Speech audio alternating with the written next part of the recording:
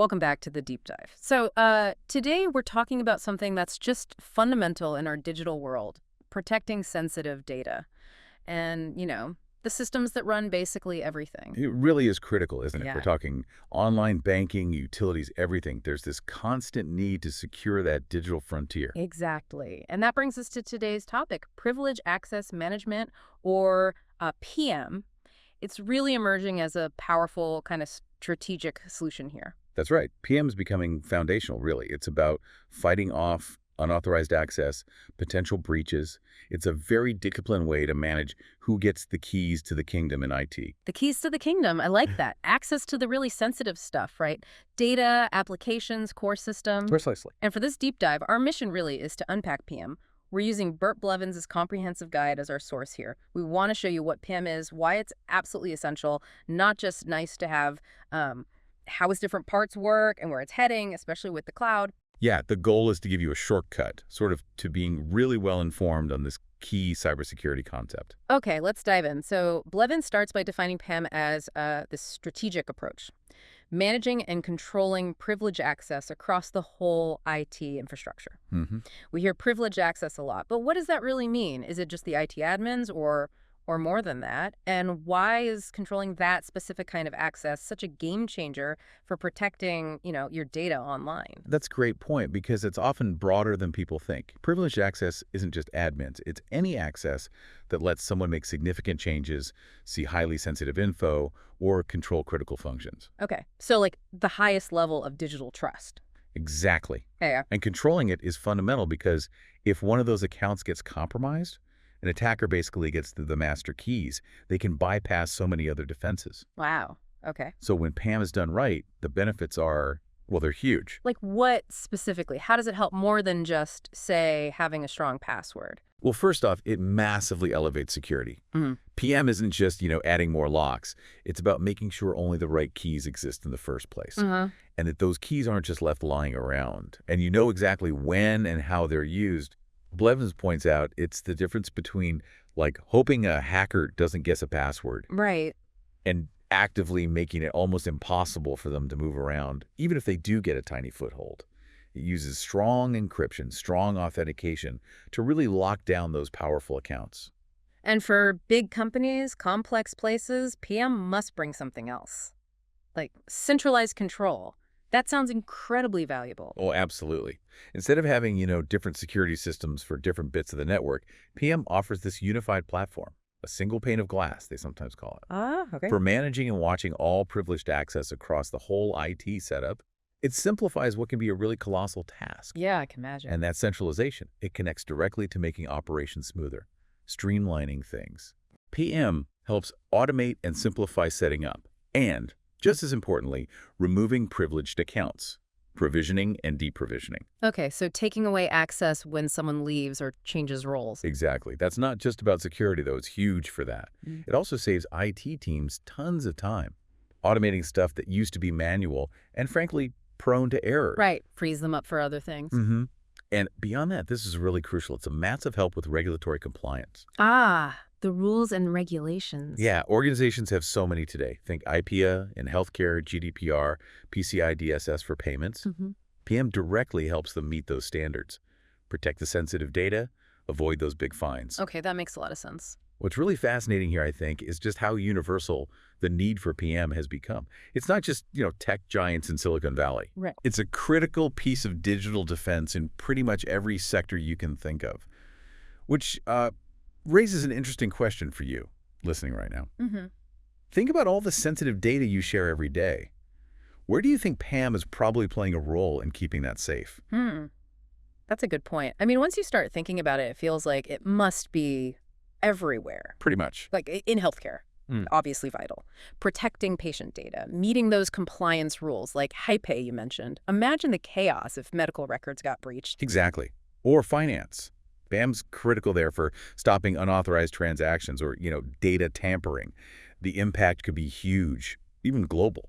And e-commerce, retail, that's protecting all our customer info, right? Securing payment gateways when we buy things online or tap our card. Precisely. Then there's government safeguarding, sensitive national data, critical infrastructure, protecting national interests, literally. It just keeps going. education, protecting student records, research data, telecoms, safeguarding customer data, and the actual network infrastructure we all rely on. Yep. And even energy and utilities. PAM is essential for protecting critical infrastructure there too, making sure things keep running, keeping the lights on, the water flowing. It's kind of amazing, all these layers of security we don't even see, just keeping things ticking over. It really is. So, okay, we get what PAM is and why it's so critical, but how does it actually work? What are the nuts and bolts? Blevins' guide breaks down these key components that give PAM its power. First up is access control. That's right, robust access control. PAM solutions put in place really granular controls. And this isn't just like a nice idea, it's the least privilege principle in action. Ah, least privilege. Heard that term before. Yeah, it's fundamental security. Basically, it means if a regular user's account does get compromised somehow, the damage is limited, contained. Yeah. Because that account just doesn't have the keys to everything. So users only get the absolute minimum permissions they need to do their job, nothing more. Exactly. No more, no less. Okay. Then there's authentication, making sure people are who they say they are. Right. Strong authentication.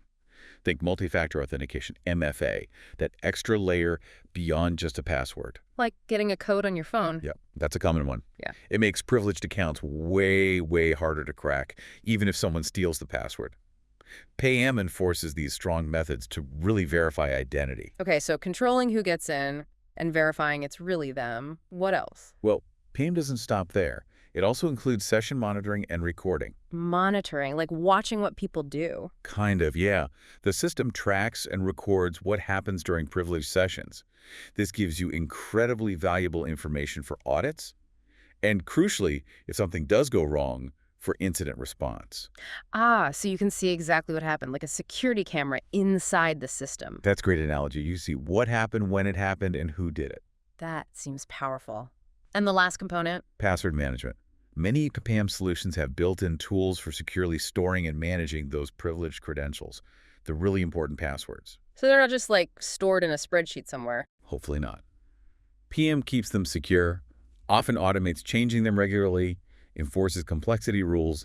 It takes the human element, the risky part, out of managing those critical passwords. You can almost picture these layers, can't you? Access control, authentication, monitoring, password management, all working together. Like a shield, yeah. Yeah. Protecting your most sensitive information behind the scenes.